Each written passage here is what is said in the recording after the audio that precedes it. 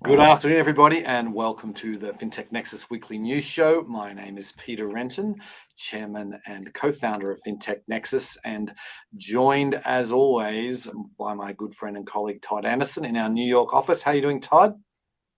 Yep, doing well, Peter. How about yourself? Doing great here in our Denver office, and we have Tim Lee back again with us at his office in sunny Southern California. How are Southern you doing? California, still here.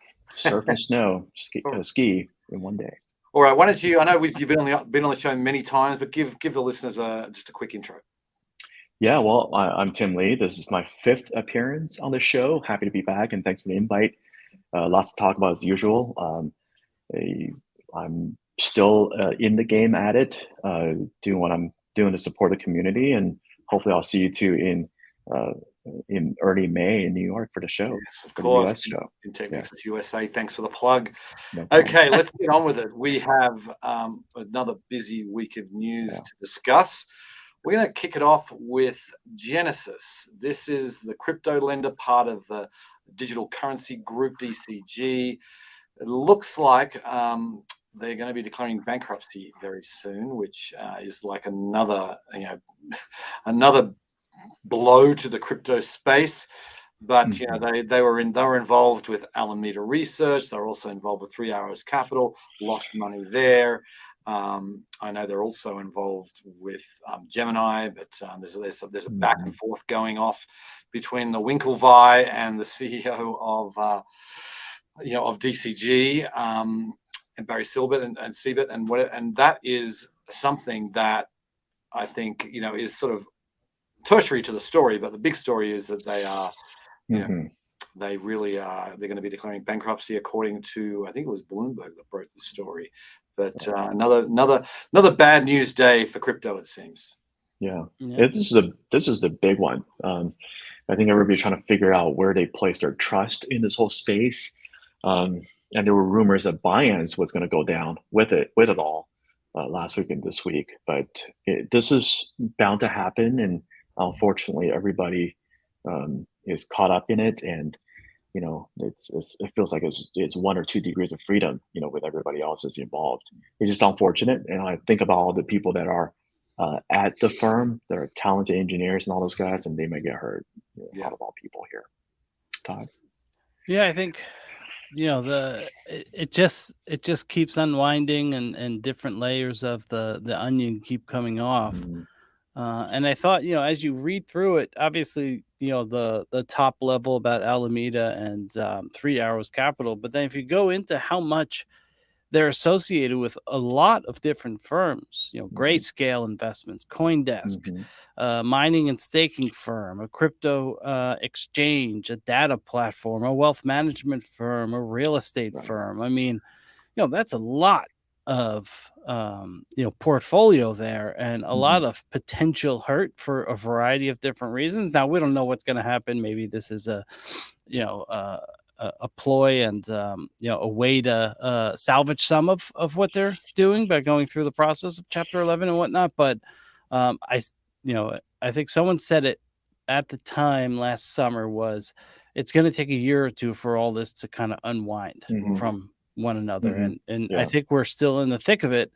And I mean, we'll get to the story later, but there's lots of different things about, kind of what the US government is doing, going on in the space. And, it's crypto's I think, in real trouble. And we're going to find out a lot more in the coming months and year. Right. Yeah. It's kind of funny that, that crypto prices have been fairly stable. Have been up really this year in many ways. But if DCG go under with all the different, like digital currency group, you have all those different pieces that you mentioned, Todd. Right. Yeah. I mean, there's some like CoinDesk, which I believe is profitable. They're looking. I read that they're looking to, to prepare themselves for a sale potentially. So it's a mess. It's a real mess, and it's gonna take more. I mean, I hope Binance is okay. We just don't know. We all thought FTX was okay until they weren't, and now it's this is the latest shoe to drop. But anyway, let's switch back to traditional finance, and we can just go with some regular bad news here. It's so we'll start off with this Goldman Sachs talking about their they had their earnings call, which we learned, I think it was actually before the earnings call, we learned that they were going to exit the personal loan business. This is amazing. We've been following the story since I've been following it since 2014 when the rumors first started going around that Goldman were getting into personal loans. And, they launched with a fanfare in 2016, built up a very sizable loan book, and heard they had some challenges with them, higher than expected loss rates, but shut it all down though. Like they were just like you said, I think Todd, the other day that you were receiving, you saw their ad for personal loans just a couple of weeks ago. So right. It's been tracing all the way back to TARP. Remember TARP? Yeah. Yep. It was a U.S. government sort of the bank version of the PPP to help all these banks to get some money to keep them afloat. Those TARP money was really designed for retail banks, and Goldman wanted some of that money, so they kind of turned themselves into a retail bank. But they had to have a product, so the product came up with Marcus and the affiliation with Apple Card. Right? They were never in the retail business. They never wanted to be in the retail business. They had to get some of that sweet TARP money, and now they figure out they couldn't really manage it and don't know how to figure out personal credit. And I think Mr. Solomon said it correctly. They tried to do too many things that trying to please too many people. So this is the right thing to do to go back to their traditional trading activities. Yeah. So it's a good experiment. Yeah, I wonder if part of it also was David Solomon coming in wanted to kind of put his mark on Goldman and wanted to be a little different. They got rid of the ties. They kind of dressed down a little bit and kind of wanted to reshape, like, what's the image of Goldman? Can we reshape that from the smart block on the shop? I mean, the smart shop on the block when it comes to investment bank. And they're looked at in this ivory tower to, can we kind of come into your home a little bit? And clearly it was too much. And they didn't have the staying power to say, all right, we can stick it out for a long time, even if we're going to have billions of losses on the front end, because we'll make it back. They didn't have the patience to say, that's the plan. They pulled the plug and said, all right, we need to go back to what we know and do well. And that's M&A deals, advisory services, and making lots of fees on those services by, offering stuff that's just smarter and better than our competitors. Yes. Yeah, it is quite the fall, and keep in mind this all began under Lloyd Blankfein, the previous David Solomon's predecessor. He was the one that wanted to do that initial push into consumer into consumer products, and then David Solomon sort of doubled down on it. And a lot of whispers inside the bank that people aren't very happy with David Solomon's leadership. I wonder what's going to happen to the Apple Card. It's got nice Goldman logo on the back. Yeah, I think they're pretty. I mean, that is not shutting down. I know that they're pretty bullish on that, and it's been a successful product, I believe, for Goldman. They just re-upped for a number of years. I think it was almost to the end of the decade with that partnership with Apple. So they're going well. But we should also note before we move on, though, that Goldman did report earnings this week, and they were down. They still made a profit. They're not losing money overall. But their profit is down 70%, which is far more than their peers. Like Morgan Stanley's profit was only down 40%. So they're just underperforming their peers. And for Goldman Sachs, that hasn't happened much since they bought the company. Exactly. They're always outperforming their peers. Right. Anyway, let's move on to a weird story that broke late yesterday, early this morning, and. This is just one of those things where, the Department of Justice basically made an announcement that there's going to be a major global crypto enforcement action coming. Everyone's crypto Twitter, of course, goes, oh my God, who is it? Binance, Coinbase is, who could it possibly be? And it was someone that no one had ever heard of, Bitlato. I'd never heard of them until today. Me neither.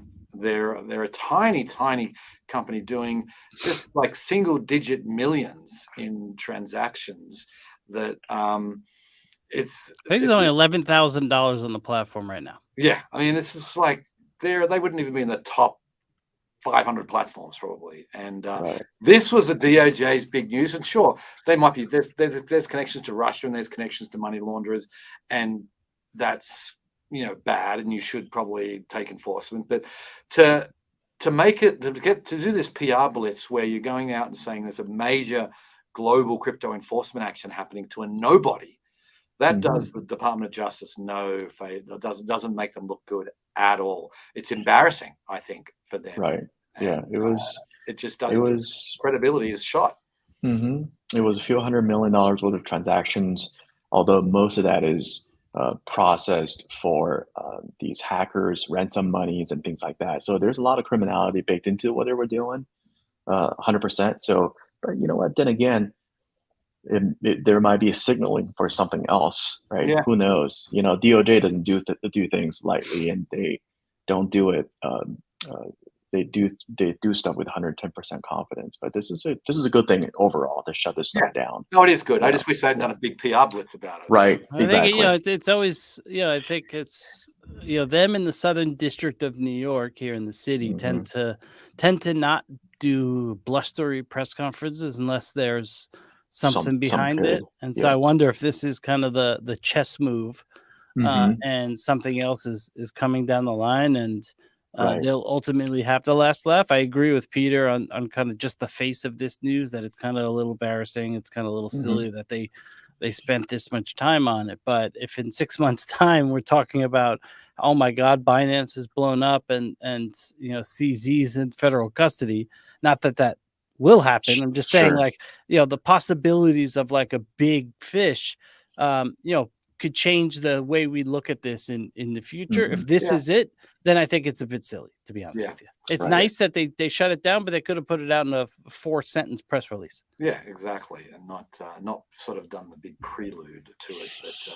Mhm. anyway, we will be keeping an eye on that, and any other developments we'll be reporting on. But another article we wanted to highlight this week this is something that our own Isabel Castro wrote. Really focused more on the UK market, but this applies across the world as well. Like, because the cost of merchant processing costs are rising. We have inflation, but the card payments, the costs of card payments are rising, and there's this in the UK, and it's coming here in the US. There was actually a company just launched, just made a big splash today.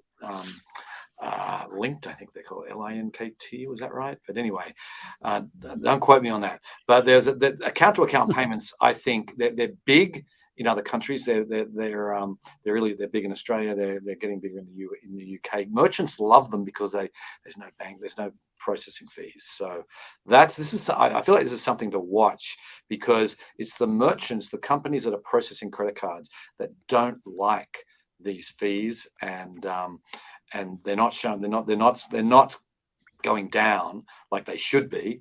As technology gets better and better, they're going up. So I thought it was a really interesting thing to highlight and something to watch. Mhm. Yeah. The circuit of fees continue, right? I mean, what's going to happen next is that these merchants going to push these higher costs and fees from their rails down right back to the customers, right? There are going to be some kind of a processing we got to pay, just like how gratuities are now added to all of our bills. We're subsidizing for all of this stuff. The consumer at the end of the day is going to have to pay for it. And I'm not sure if this is driven by inflation, because everything's more expensive now, or if this is just a cash grab for the moment, right? Just to get something on the table. But it's bound to happen. I mean, if you going around the city here and go in restaurants, I mean, they incentivize you to use cash, because they'll charge you 3% more on your overall bill to eat at a restaurant. To us, exactly. Yep. Right. But if you use cash, they'll keep so they'll remove the 3% if you use cash. Right. And I think eventually we will see fees go down in the space.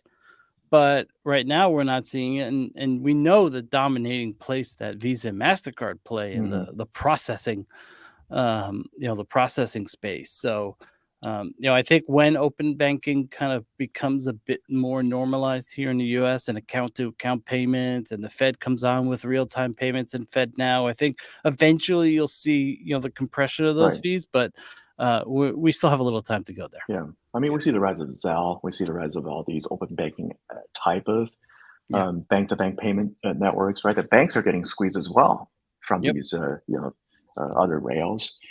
So there's something bound to happen. So the open banking might solve this Yeah. this problem. Yeah, indeed. Okay, let's move on. I want to talk about a story that actually was from late last week, but this is around JP Morgan Chase and the website Frank, which is like a college financial planning platform. Hmm. This is a crazy, crazy story, in my opinion. So Charlie Javis, who is the founder and CEO of Frank, we actually looked at having a speak at one time. I went back and looked at our notes, Todd, and 2020. Yep, I know. She was scared. She was going to speak, but we ended up canning that idea. I'm glad we did now. But of course, there's lawsuits going on. We don't know for a fact the story, but what JP Morgan alleges is, and it does seem pretty likely this is true, JP Morgan bought this company for $175 million. They had 4.25 million users, supposedly. But when the bank actually did some tests, they ran an email test and had a 70% bounce rate on their emails. That's not good. So apparently there's like supposedly 300,000 users, not 4.25 million. And there's like, that Charlie Javis is suing Chase is suing them. It's just a whole shit show. And it just sounds like they've got pretty good evidence that this CEO fabricated these users. Yeah. Not When good. I looked these articles, it was really interesting where she went out of her way to hire a PhD professor from one of the universities and using data science, if you will, to create these fraudulent accounts. So statistically speaking, they're all real. Right. Relevant to real customers, I suppose. That just goes beyond. That's a whole other level, man. And thinking that she's bold enough to do this and not getting found out about it. Yeah. Yeah, I mean, it's just this from is- the evidence that we see out there, this is a complete jackass move on her part, and it just seems like read how Chase describes the whole scenario. It's very much buttoned up, organized, That's and right. to the point of, hey, this led to this, and we sued because of this.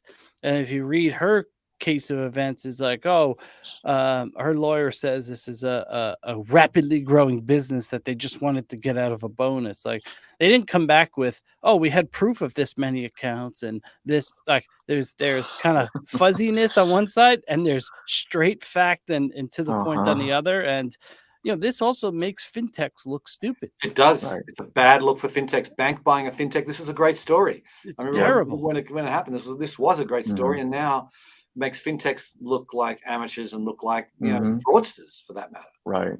Sounds Now like the a next goal. fintech that goes to be purchased by a bank is probably going to have to be raked over the coals for double the amount of due diligence, even if they're legitimate. Yeah, and the thing is, I'm sorry, but fabricating email addresses, and thinking you're going to get away with that's crazy. That's just crazy. Who does that? Yeah. Because Yeah.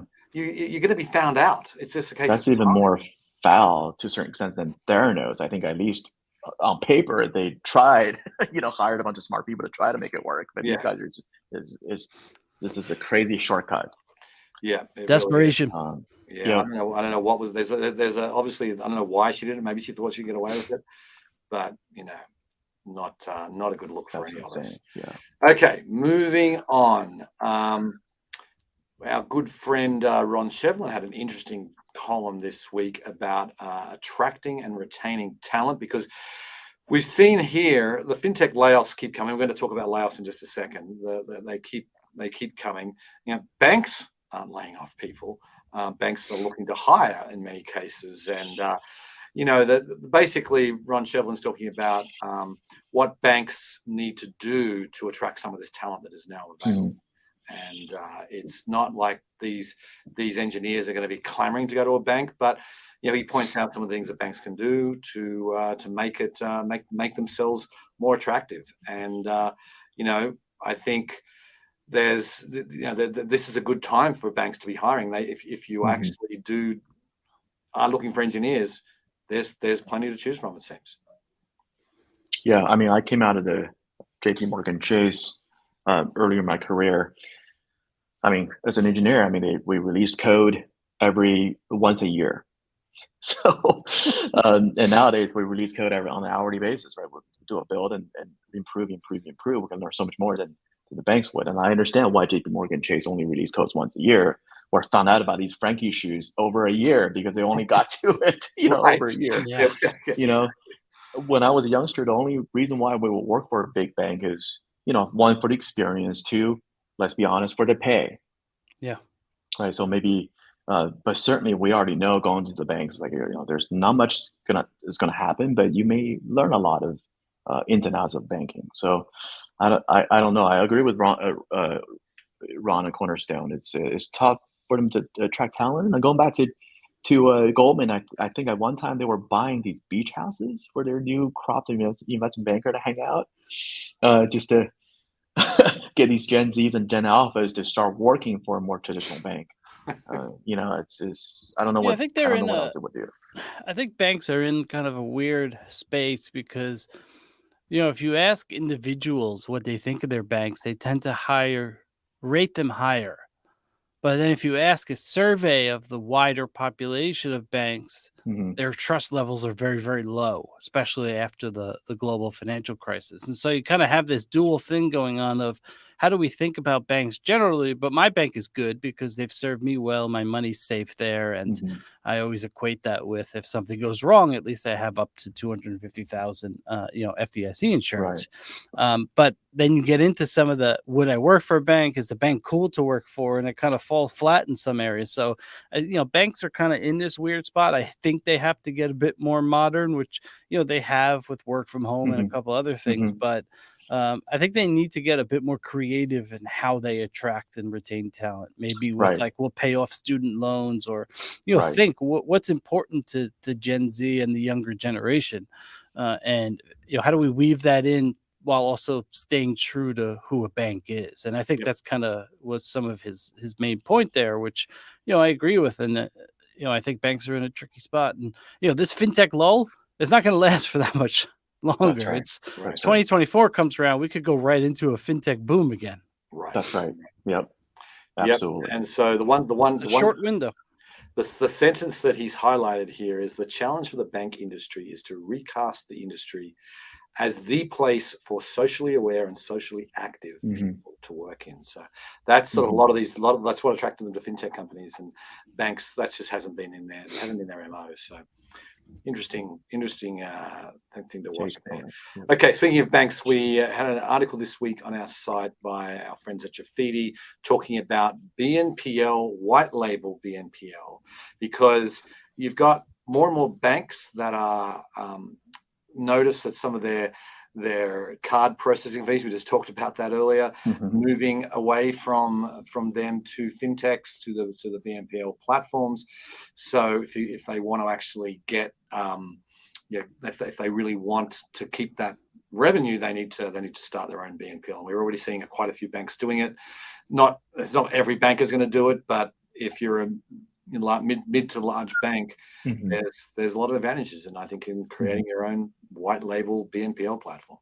Mhm. I think Amount is doing a pretty good job Yep. liaising with some of the regional banks and small not pretty big banks, to make it as part of their sort of the technology arm, and also they do servicing and all of that. That's an attaché to the banks. Ultimately, this is the good old adage of bank needs to work with fintech and vice versa, and how do we meld these things together? But to instantiate any of the tech, in the bellies of JP Morgan Chase as a fintech, I don't know. Well, I think we're pretty far away from that. I think JP Morgan Chase still needs to purchase or work with fintechs, although they just got little got bitten by Frank. But certainly, I think the continuation of working with fintechs it's utmost important. I think Mount in this case is doing a pretty good job there. Mhm. I think it's a natural place for banks to eventually go into, which is if you see an option and you're a Chase customer, aren't you going to choose Chase Pay Mhm. versus Affirm? Like Right. it's just natural. Eventually, you're going to say, "Oh, Chase offers that. Okay, so I'm just going Right. to choose them because I'm more naturally their customer."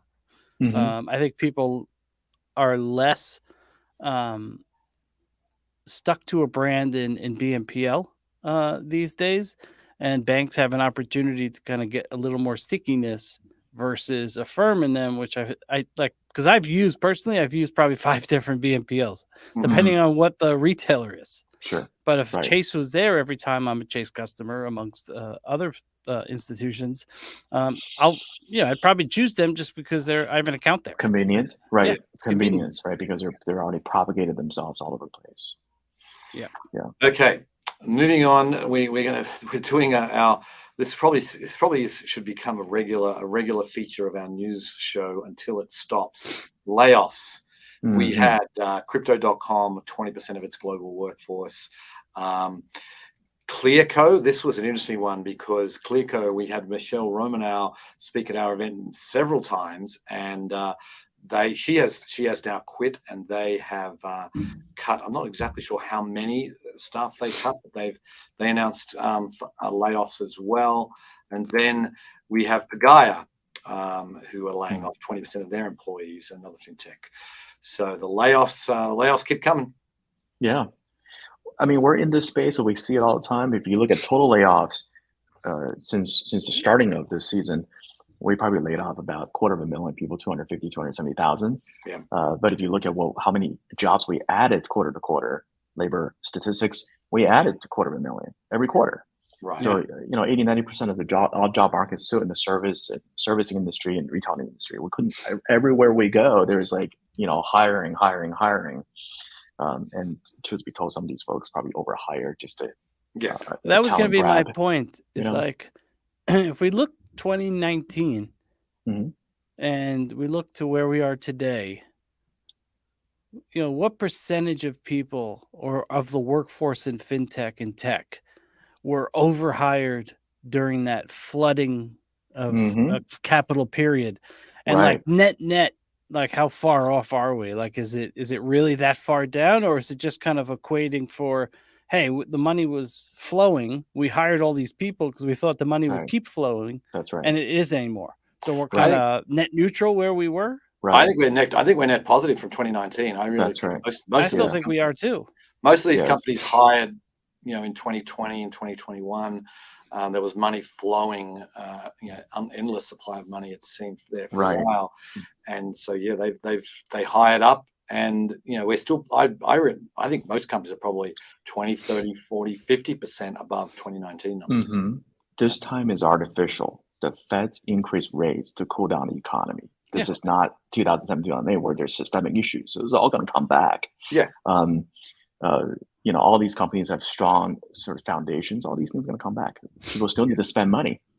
And Right? fintech Payments and lending is still going to be around. It There's has still to going to be. be And lots of most banks, I saw Jane Fraser, the CEO of Citi, interviewed the other day saying they've already taken out their most bearish forecasts.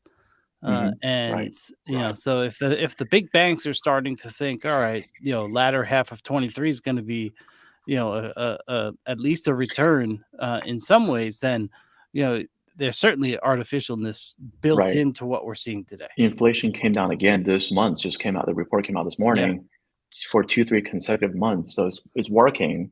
The Fed's are going to increase maybe 150 basis points of rates for the rest of this year. It's all going to come back. There's no structural issues this time around.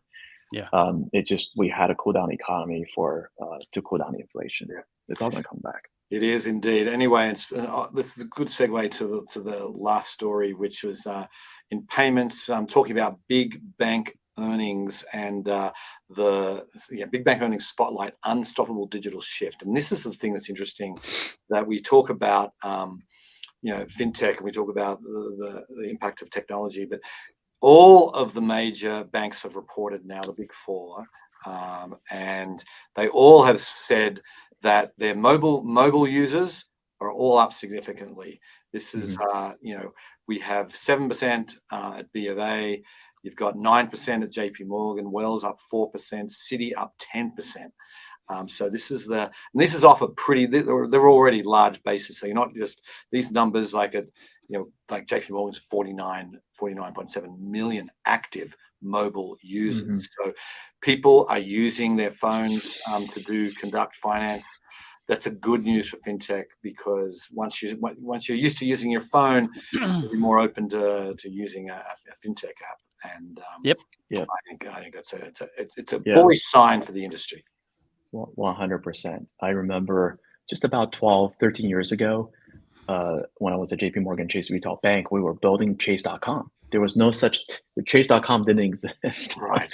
And the first thing we did was, can we open up checking accounts, right? The first couple of pages of checking accounts on Chase.com, and look at it now. It just, you can never go back the way it was. No. This is just going to keep on happening, growing. Yep. Anyway, we are out of time. Oh my. Thank you, Tim, for joining us. Thank you, Todd, as always.